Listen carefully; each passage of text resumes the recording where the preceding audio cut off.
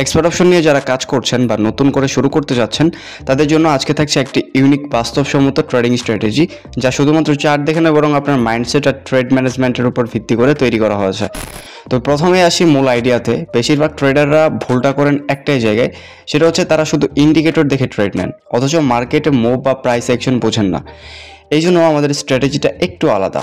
আমরা ব্যবহার করব আরএসআই এবং বোলিঙ্গার ব্যান্ডস, কিন্তু একদম ভিন্নভাবে।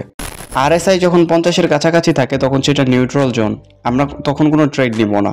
আরএসআই যদি 70-এর উপরে থাকে এবং সেই সাথে বোলিঞ্জার ব্যান্ডের আপার লাইন টাচ করে, তখন বুঝতে হবে মার্কেট ওভারবোট। তখন আমরা একটা ডাউন ট্রেডের জন্য প্রস্তুতি নিব। আবার যদি আরএসআই 30-এর নিচে যায় এবং প্রাইস বোলিঙ্গারের লোয়ার ব্যান্ড ছয়, তখন সেটা ওভারসোল্ড জোন, তখন আমরা আপ ট্রেন্ডের জন্য ভাববো।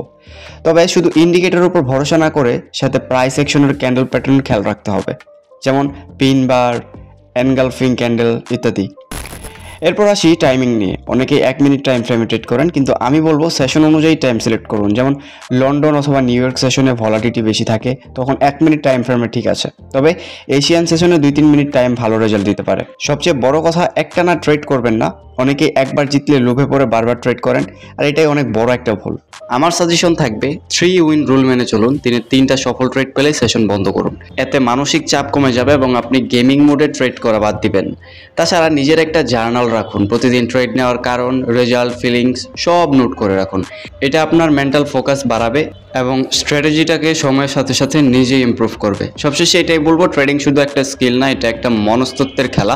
আপনি যতটা কনসিস্টেন্ট থাকবেন ততটাই মার্কেট আপনাকে রিটার্ন দেবে।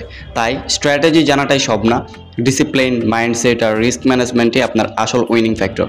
তো আজকের ভিডিওতে দেখানো স্ট্র্যাটেজিটা ট্রাই করুন আর ডেমো মোডে প্র্যাকটিস করুন ধৈর্য নিয়ে। আশা করি আপনি নিজেই বুঝবেন ডিফারেন্সটা অ্যাকচুয়ালি কোথায়।